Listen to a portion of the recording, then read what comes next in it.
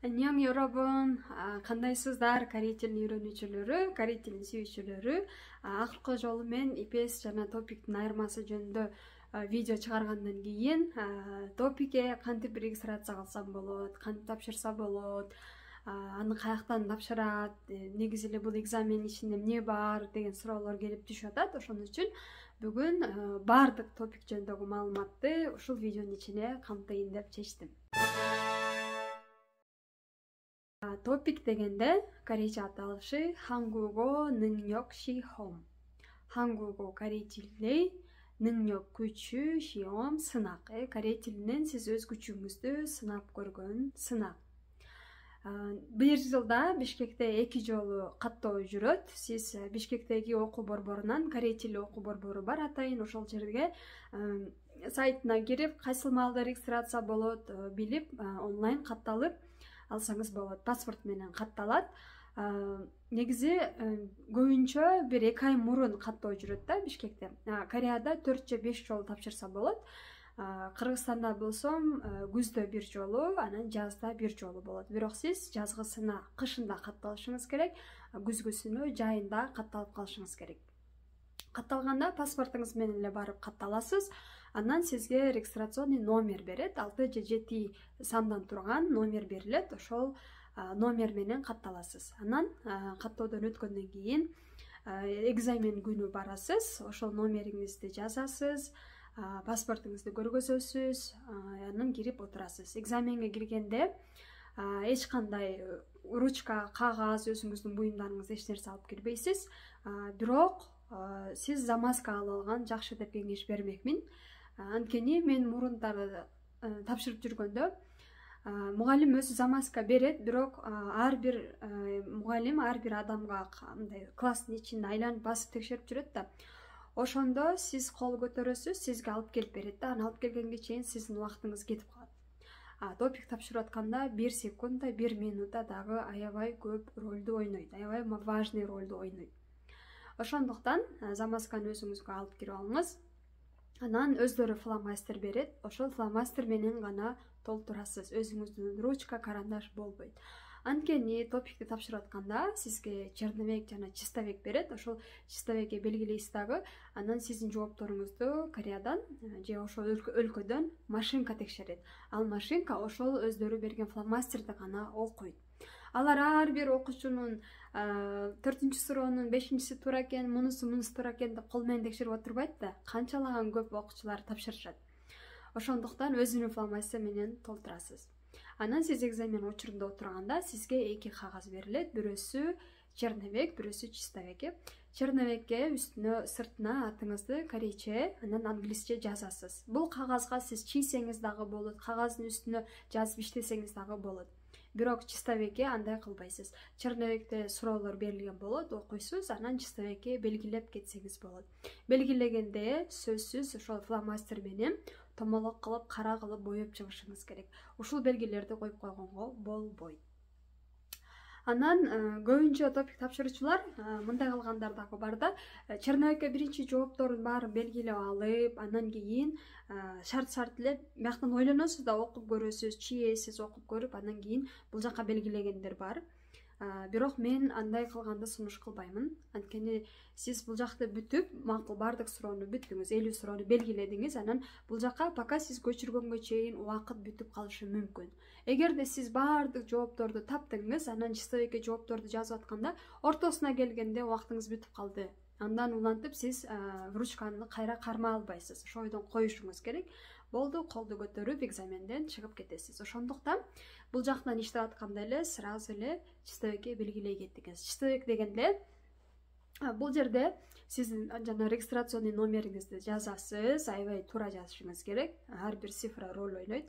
Анан, мисалы үчүн, 1-суроонун 3-сү туура десе, биякта 1, анан 4 вариант, 1 деген цифранын астында 4 вариант бар. Ошонун бирөөсүн белгилейсиз. 10-суроонун 1-си туура десе, 10-чу деп туруп, анан 4 вариант бар. Ошонун бирөөсүн томолок кылып белгилеп чыгасыз. Бул нерсе важный. Бул черновик эле. Бирок черновик болсо дагы атыңызды, регистрационный номериңизди жазасыз. Тапшырып атканда өкүнүч чогуу тапшырасыз. Топиктин биринчи бөлүгү көбүнчө тытки, анан илки болот. Биринчи тыткини угуп аласыз. Суроолор негизи дайыма оңойдон башталат. Биринчи 10 суроо оңой болот, анан акырында ортолойт, анан татаалдашат, эң акырында кыйын суроолор менен бүтөт. Жана бир суроого бир эсептеп чыктым мен, бир суроого 1 минут эле кетет экен да. 1 минуттан ичинде сиз ойлонуп, чечип, түшүнүп суроолорду арасынан туурасын таап калышыңыз керек экен. Ошондуктан өздөрүнчө атайын техникалары бар. Кантип тез табат, кантип сизге тааныш эмес сөз болсо дагы түшүнүп алыш керек. Бул боюнча мүмкүн кийин атайын өзүнчө видео кылып чыгарайын. Бирок бүгүн топиктин жалпы маалымат берейин. Анан сиз тыткини кыласыз. Тыткиде угуу. Тыткиде болсо, мисалы үчүн, эки адам сүйлөшүп атат, булар эмне жөнүндө сүйлөшүп атат дейт. Анан тиги жакта 4 вариант бар. 4 вариантты угуп туруп, 4 вариантты бирөөсүн чистаги белгилейсиз. Анан окуу бөлүмү, илкини болсо, бул жерде дагы өзүнүн техникалары бар. Сиз окуп, ошол жерден 1 минуттан ичинде бардыгын жооп беришиңиз керек. Татаалыраак суроо болсо 2 балл берилет, жеңилдерине 1 балл берилет. Анан сыги бөлүмү бар. Сыги бөлүмүндө негизи 3-4 эле суроо болот. Биринчиси кичинекей диалог берет. Ошол диалогду аягына чыкпай калган бош орундарды сиз өзүңүз толтуруп жазып чыгасыз. Анан дагы кыска бир 300 сөздөн турган эссе жазасыз. Өздөрү тема берет, график берип коет. Ошол графикти сиз чечмелеп, сөз менен жазып чыгасыз. Анан эң сыгинин оору бул 700-600 сөзгө чейинки эссе. Ал жерден тема берилет, ошол теманын ичинде гана жазып чыгасыз. Бул жөнүндө дагы өзүнчө видео болсун, анткени бул өзүнчө бир чоң тема.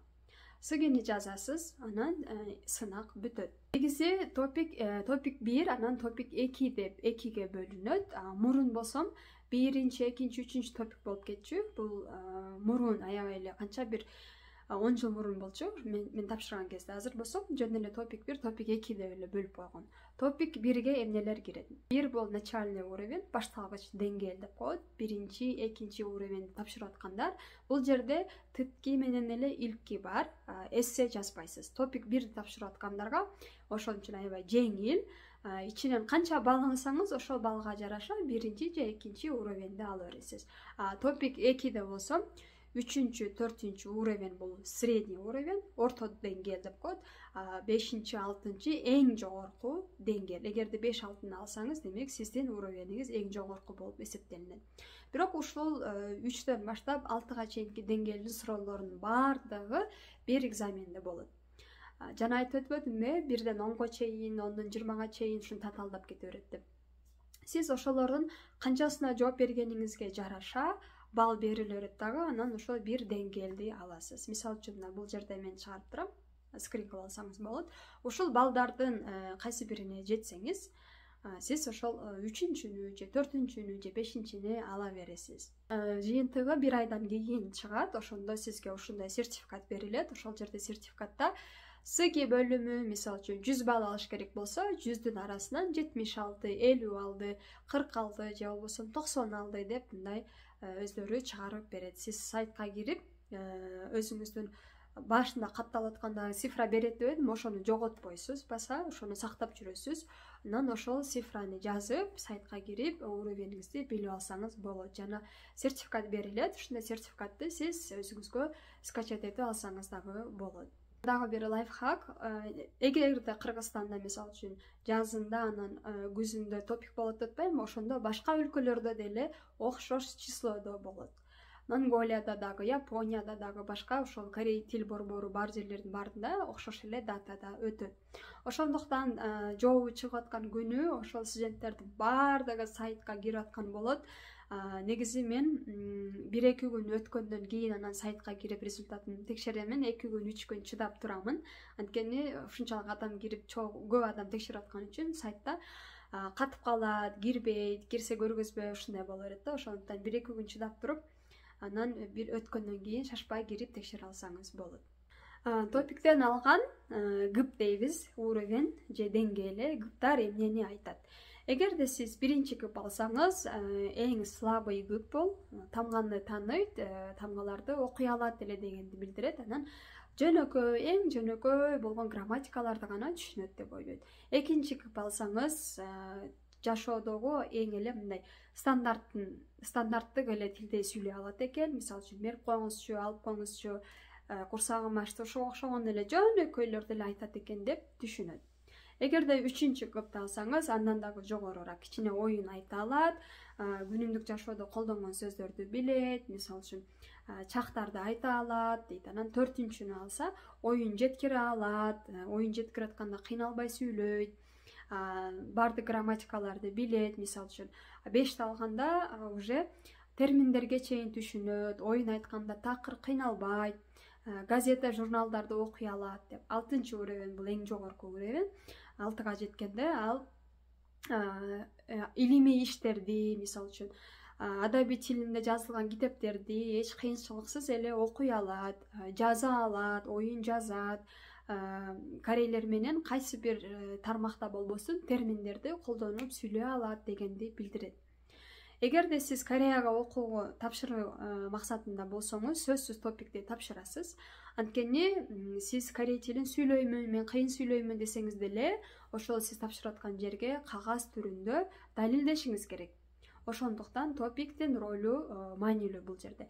Же болбосо сиз Кореяда жүрөсүз, визаңызды башка визага алмаштырайын деп атсаңыз дагы ошол кезде топик керектелет. Жок эле дегенде топик 2ден жогору болуш керек. Же болбосо Корей жаранына турмушка чыккан болсо, визаларда дагы топик керек болот. Ошондуктан кандай гана учур болбосун, эгерде сиздин келечектеги пландарыңыз Корея менен байланышкан болсо, эң жакшысы убагында топикке даярданып, топикти тапшырып койгонуңуз эле жакшы болот. Сертификат алгандан кийин анын жарактык мөөнөтү 2 жыл болот. 2 жыл өткөндөн кийин ал иштебейт. 2 жылдан кийин кайра сиз тапшырып турушуңуз керек. Мен болсом 10 жыл мурун бир тапшырганмын. Экинчи топик, анда топик 2 деп башкача бөлүнчү, анан топик 4 алганмын.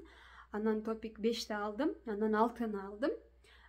Бирок арадан 4 жыл өткөндөн кийин дагы бир жолу тапшырып көрдүм, кайра 5ти алып калдым. Демек, жыл сайын суроолору түрдүү болот, татаалыраак болот. Жыл өткөн сайын же кыйындашы мүмкүн, же оңойлошу мүмкүн, аны биз билбейбиз. 5-чи деңгээлде эле жогорку болуп эсептелинет. 5 алсаңыз деле сиз бакалаврга же болбосо магистратурага эч кыйынчылыксыз эле тапшырасыз. 5 менен 6 бул окшош эле деңгээлдерге кирет, бирок эң жогоркусу албетте 6. Ошондуктан сиз жыл сайын эгерде уревенди көтөргөн, бийик экенин далилдегим келет десеңиз, 2 жылда бир сөзсүз тапшырып турганыңыз жакшы. Жана бир жаңылык, быйыл биринчи жолу топикке сүйлөө бөлүмү дагы киргизишет деп айтып жатышат. Кыргызстанда бул азыр ишке кире элекпи так билбеймин. Бирок Кореяда ушул 2023-жылдан баштап угуу, окуу, эссе жазуу, анан сүйлөө дагы кирет. Быйылдан баштап бул нерсе иштейт деп айтып жатышат. Эгер сүйлөө дагы кире турган болсо, анда экзамен бир аз татаалдап кеткен болот. Анткени жазуу менен угуп иштеген сүйлөөгө караганда оңоюраак турабы.